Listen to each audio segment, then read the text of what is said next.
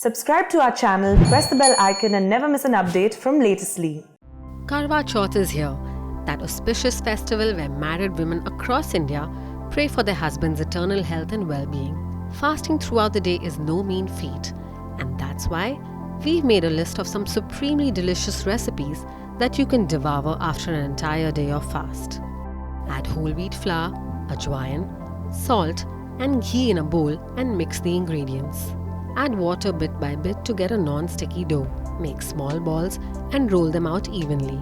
Heat a pan, drizzle a little oil and place the dough. Press with a ladle and flip to the other side. Spread some ghee and cook till golden spots appear on your paratha. Peel and grate the apples. Melt some ghee on a medium flame and add the apples to it. Stir the mixture till all the moisture evaporates and let them cook well. Boil milk in a deep-bottomed pan.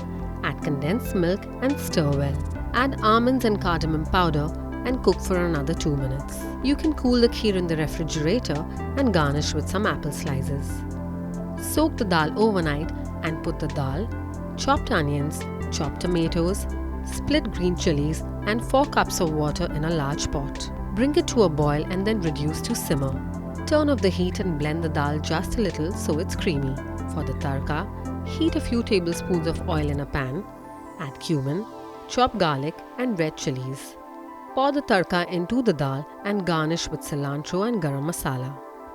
Microwave potatoes for 7 minutes and then peel and smash the potatoes. Add some green chili paste, garam masala, salt, breadcrumbs, turmeric powder and ginger paste to the smashed potatoes and combine well. Make small patties and deep fry each of them till golden brown.